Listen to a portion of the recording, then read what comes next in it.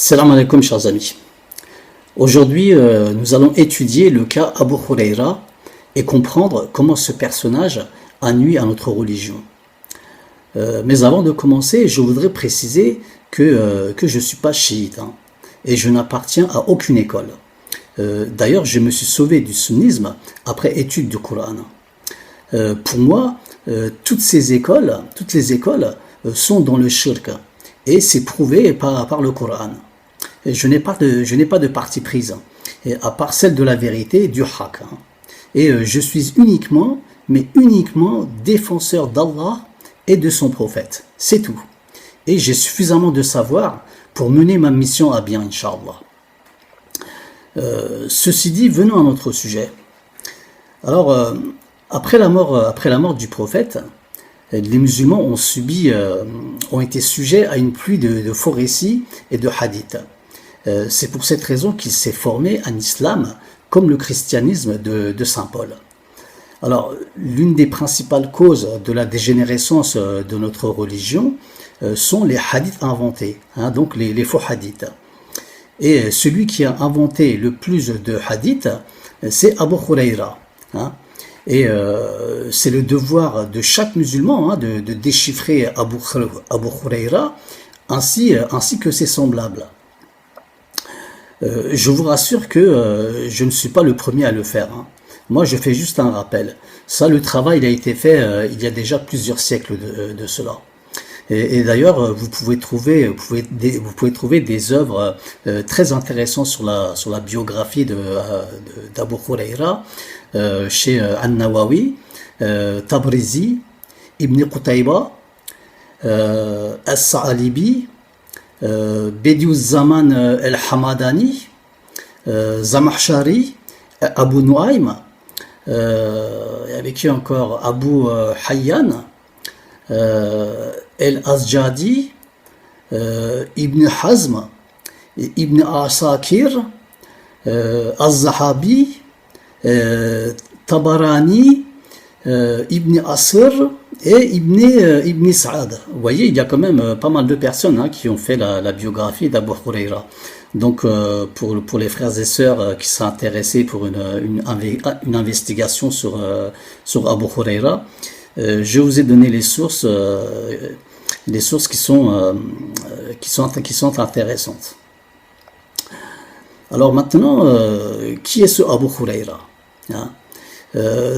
Concernant son identité, chers amis, Abu Huraira est le personnage le plus énigmatique et le plus polémiqué de l'histoire de l'islam. Son vrai nom, il est inconnu, même si certains nous sortent des théories, ce n'est pas vrai tout ça. Dans les sources historiques, il y a 30 opinions différentes concernant le nom d'Abu Huraira. Alors, un exemple, selon l'imam An-Nawawi, il y a une grande possibilité que le nom d'Abu Huraira soit Abdullah ibn Sahr. Bon, en tout cas, c'est un personnage dont on ne connaît pas grand-chose sur lui, et encore moins sur sa lignée. Il s'est présenté avec un patronymique comme Abu Huraira, mais il n'a jamais dit à personne son vraie identité ou son nom. Il est toujours resté muet là-dessus.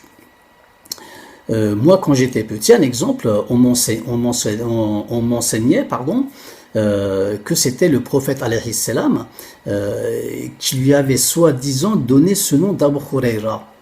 Et je pense que certains enseignent toujours cela. Or, ce n'est pas le cas. Dans les sources historiques, lui-même raconte comment ce nom lui a été attribué. Alors, je cite. Alors, attendez, voilà. Alors, je cite. Je faisais paître le troupeau de ma famille. J'avais un petit chat.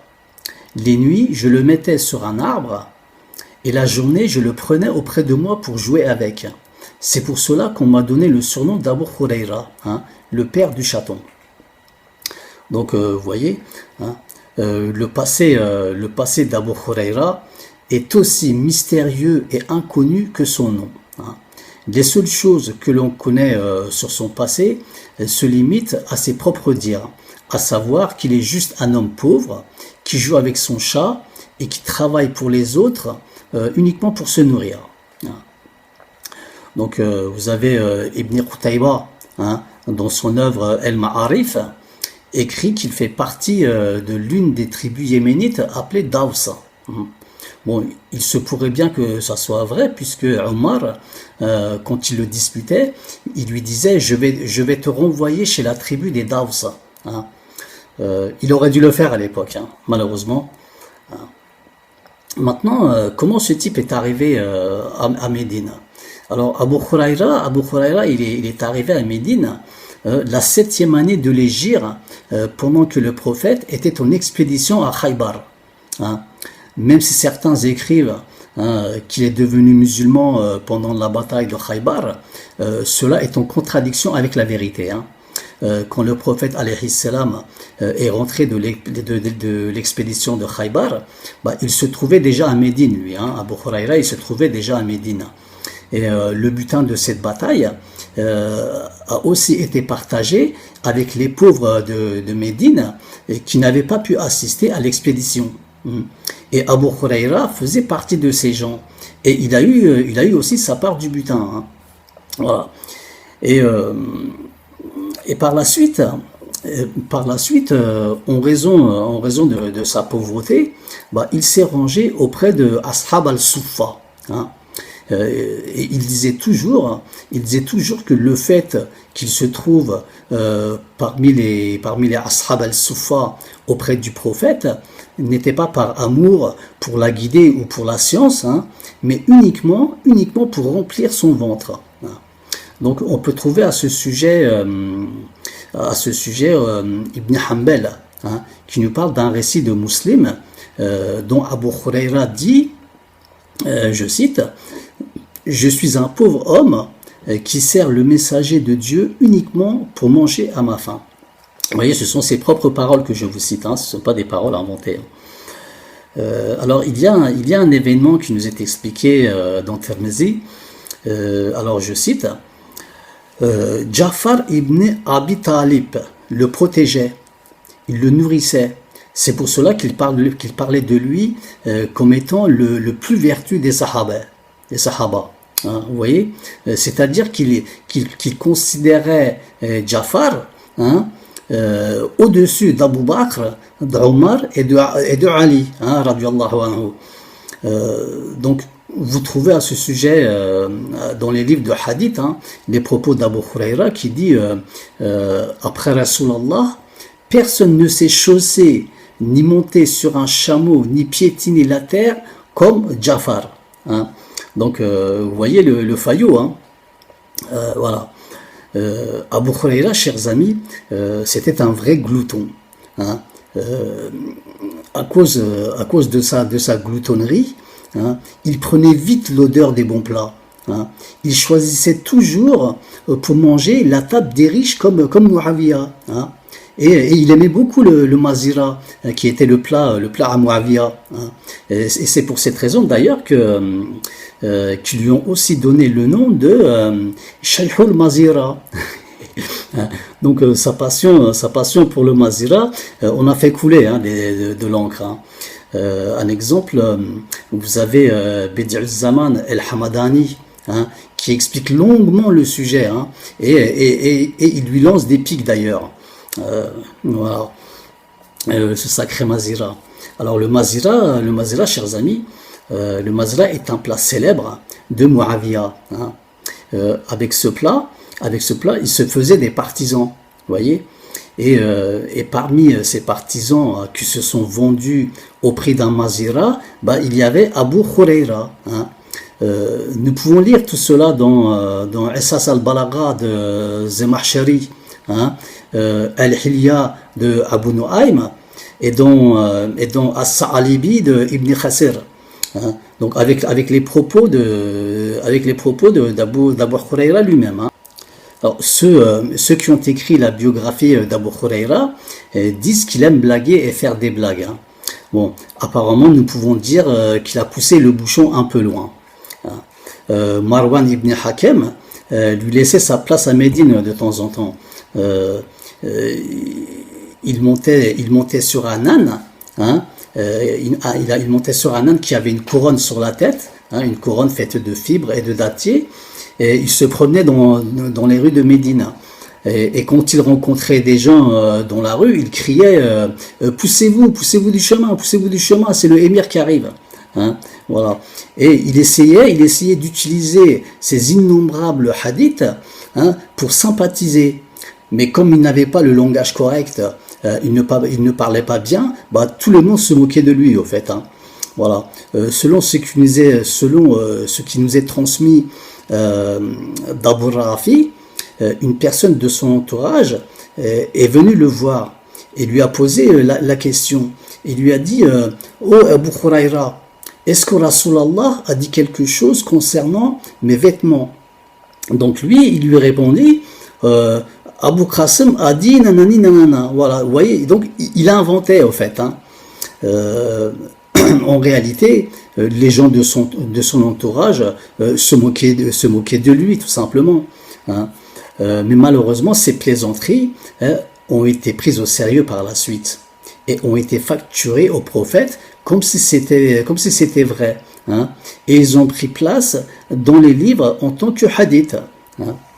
Donc, ces récits à Abu Huraira, alors dans diverses sources, il est dit qu'il y a à peu près, donc c'est pas à peu près, c'est qu'il y a 3574 récits qui appartiendraient à Abu Huraira.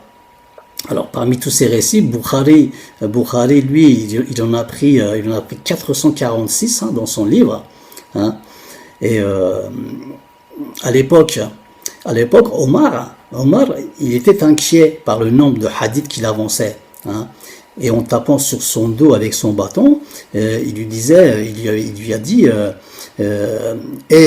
Abu Huraira, tu racontes beaucoup de hadiths, j'ai peur que tu attribues des mensonges à Rasulallah. Voyez. Et quelque temps après cela, il lui dit que s'il ne cesse pas de raconter des hadiths, qu'il va le chasser et l'envoyer chez les Dabs au Yémen. Hein. Donc, nous pouvons lire dans Ibn Asakir qu'après cela, Abu Huraira a arrêté de raconter des hadiths et qu'il a repris de service après la mort de Omar. Hein. Et de temps en temps, il se plaignait. Il disait jusqu'à la mort de Omar, nous n'avons pas pu dire le prophète a dit. Hein. Si Omar était en vie, comment j'aurais pu vous raconter ces hadiths? Wallahi, jamais. Hein, car je sais que dans ce cas, le bâton de Omar va me caresser le dos. Omar disait toujours occupez-vous du Coran, c'est la parole d'Allah. Voilà, disait-il. Hein. Donc, Abu Huraira, il affirmait qu'à partir du moment où tu rends pas licite ce qui est, tu rends pas illicite ce qui est licite et licite ce qui est illicite, donc il n'y avait pas d'inconvénient à raconter des hadiths. Hein. Vous avez des exemples écrits chez l'imam At-Tahawi. Hein. Et vous savez, cher ami, Abu Huraira faisait du tadlis. Hein.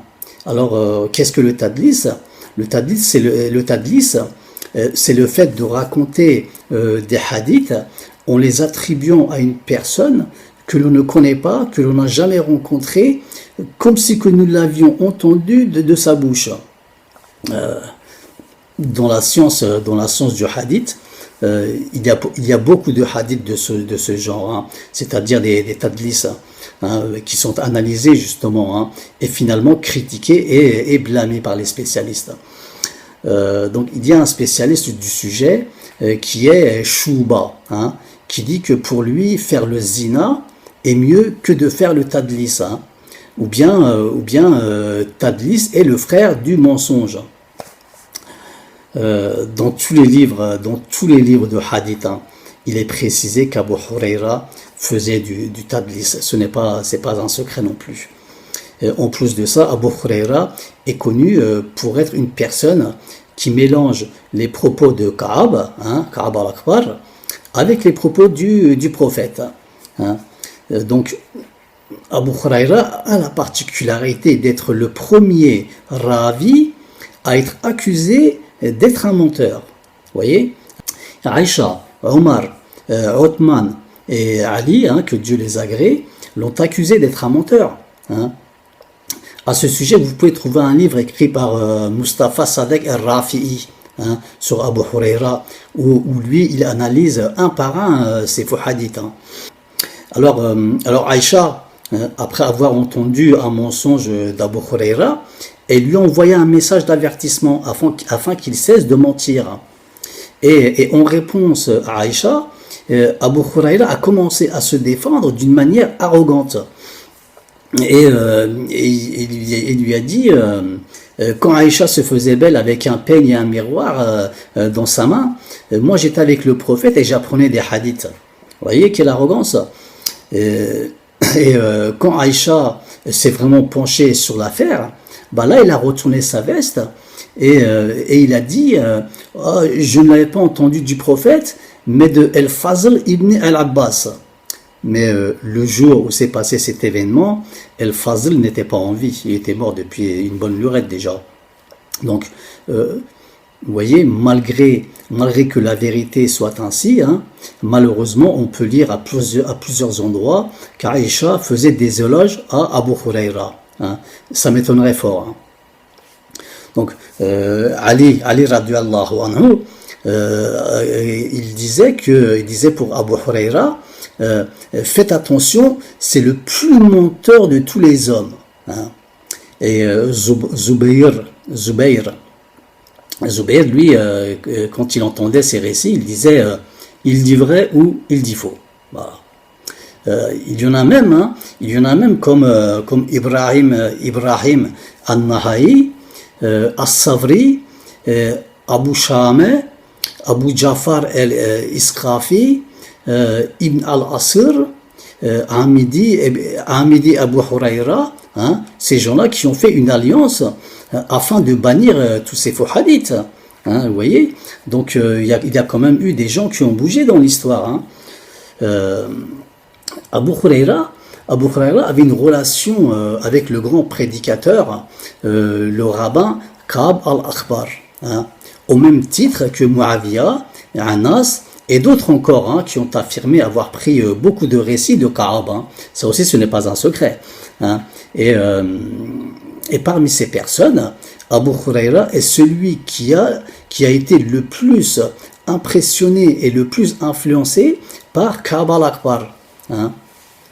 Ka'b, avec son intelligence qui était nettement supérieure à celui du pique-assiette, il l'a endormi vite fait, il l'a hypnotisé et il lui a fait avaler la superstition et la culture juive avec des textes de la Torah et de la Mishnah.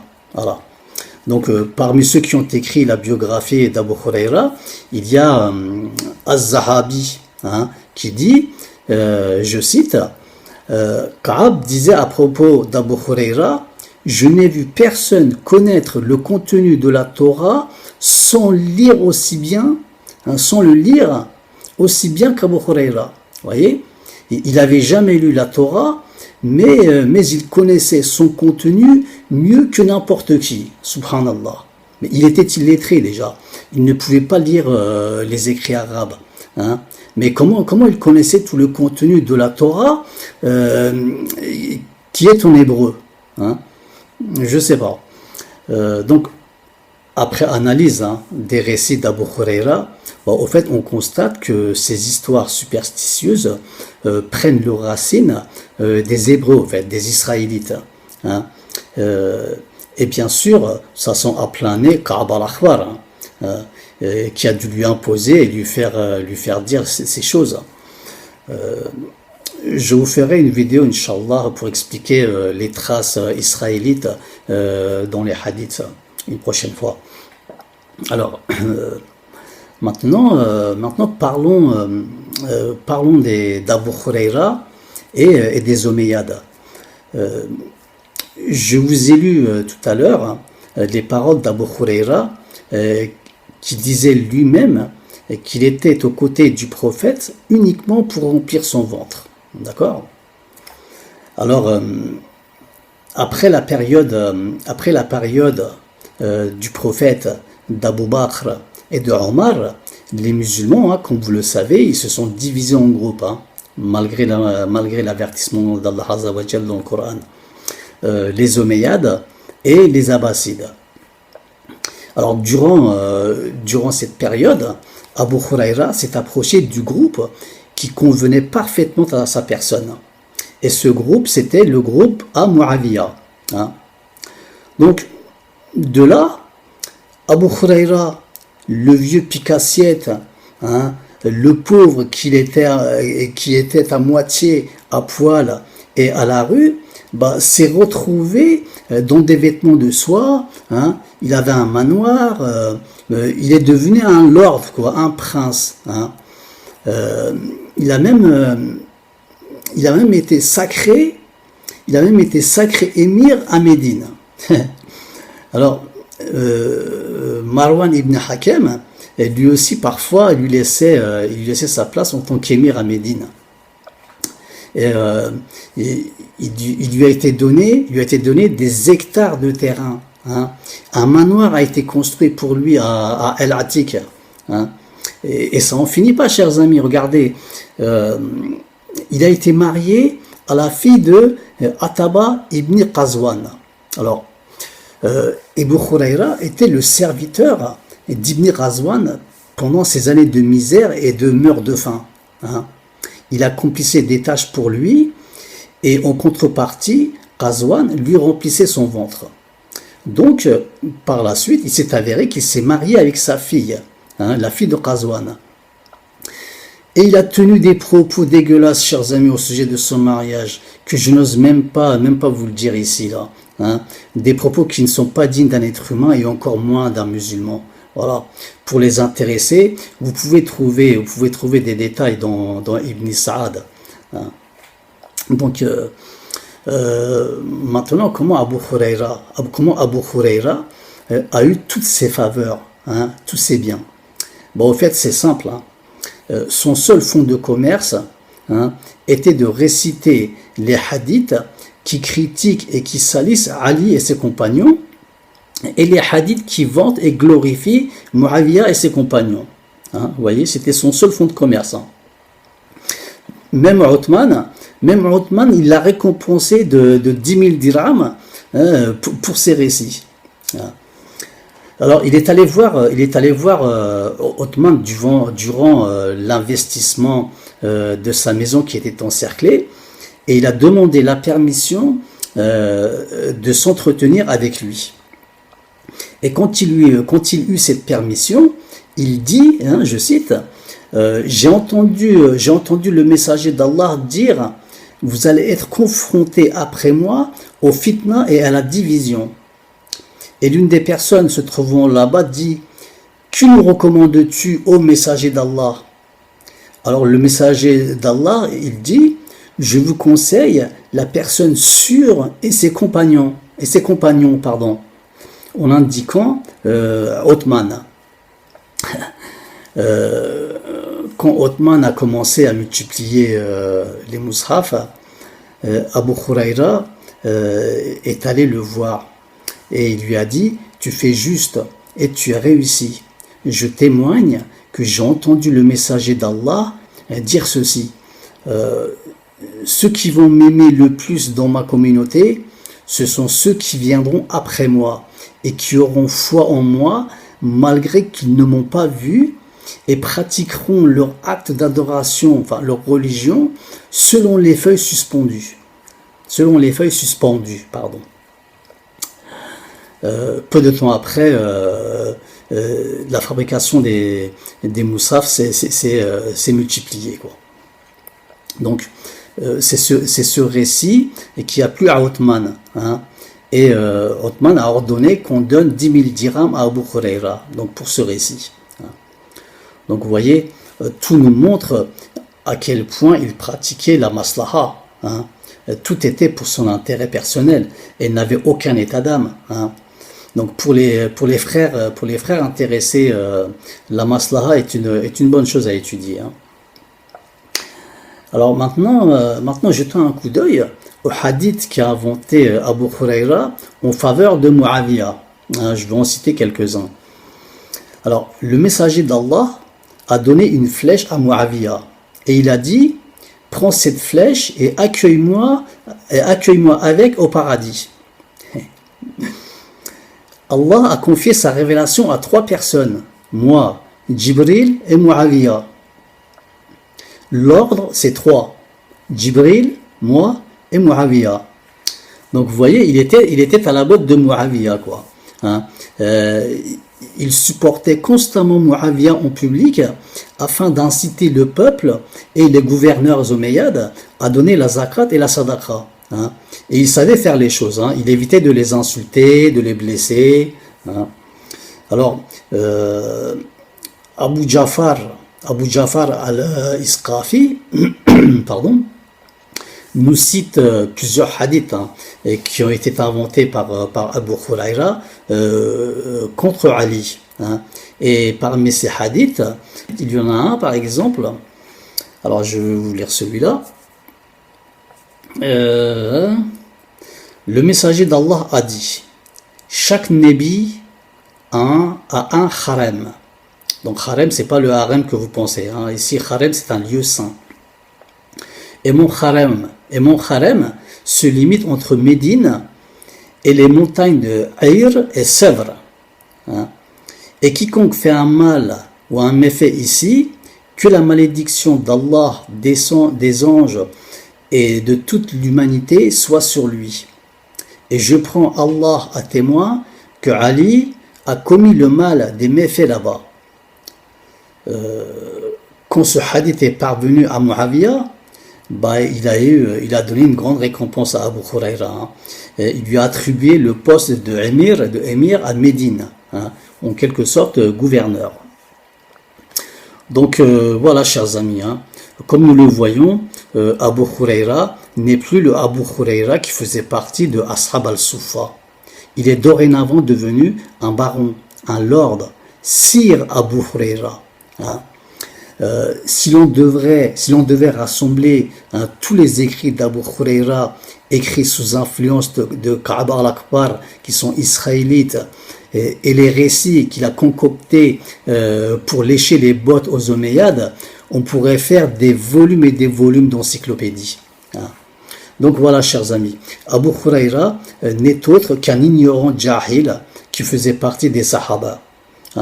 Il ne faisait pas partie des Muhajir. Il ne faisait pas non plus partie des Ansar. C'est une personne qui a nui aux musulmans. Il est la cause des mensonges et des superstitions qui ont infiltré notre religion. Voilà. Inch'Allah, il s'est repenti et espérons qu'Allah Azza wa Jalla acceptera son repentir. Alors vous avez dans le Coran des versets où Dieu fait des éloges aux Sahaba Ikram, comme les versets Hadith 10, Fath 18, Al-Imran 110 par exemple. Donc mettre Abu Huraira parmi ces Sahaba Ikram, c'est une injustice envers les Sahaba honnêtes, chers amis. Quand on lit la Surat Tawbah, il nous est expliqué la présence des munafiq autour du prophète.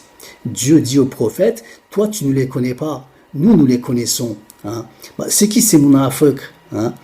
Ce sont certains d'entre les Sahaba que nous-mêmes nous disons Sahaba Ikram ou bien Radouallahu anhu.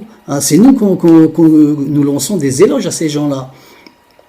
Donc, mais nous avons à présent, à notre époque, chers amis, les moyens pour mettre à jour ces munafiq. Et moi en premier, nous allons continuer dans notre quête de vérité afin de faire un nettoyage au sein de notre religion. Vous pouvez contribuer aussi, chers amis. Partagez cette vidéo, faites des recherches et surtout, lisez le Coran, s'il vous plaît. Alors, avant de terminer, je voudrais citer le nombre de récits venant de la part justement des Sahaba, dont leur crédibilité est indiscutable. D'accord ? Alors vous avez Abu Bakr. Abu Bakr, 142 récits. Bukhari, on a retenu que 22 dans son livre.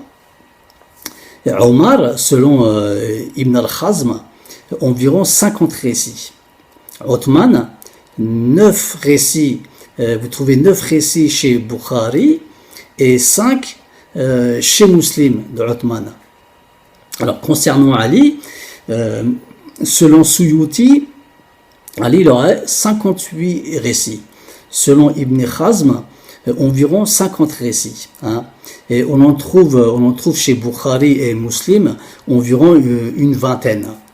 Après, vous avez Zubayr, les récits de Zubayr. Dans Bukhari, vous en trouvez 9 et dans Muslim, un seul. Hein. Ensuite, vous avez Ubayd ibn Qa'ab. Hein. Alors, vous avez simplement 8 récits chez Bukhari. Ensuite, vous avez qui? Salman al-Farisi. Hein. 4 chez Bukhari et 3 chez Muslim. Donc, vous voyez, il n'y en a pas des masses. Hein. Voilà, chers amis. Donc, voilà. Ma vidéo prend fin ici. Je voulais juste dire que mon but avec cette vidéo n'est pas de m'en prendre à des personnes qui ne sont plus de ce monde depuis des siècles et dont leur sort ne tient que de Dieu. Hein. Mon but n'est pas non plus de prendre parti pour une quelconque école, car pour moi ils sont tous dans le shirk. Hein. Et les coranistes idem. Hein. Mon but, chers amis, c'est de nettoyer la poussière afin de rendre la religion propre, pure, l'amener à son état initial de base. Hein. Voilà. Donc, il y a énormément de choses à dire sur Abu Huraira et ses fourberies, mais je vais laisser un peu de travail pour les frères et sœurs qui s'intéresseraient au sujet. Voilà. Donc, je vous dis à une prochaine vidéo. Que la grâce et la bénédiction d'Allah soient sur vous ainsi que sur vos proches et qu'il ouvre vos yeux et vos cœurs au Coran.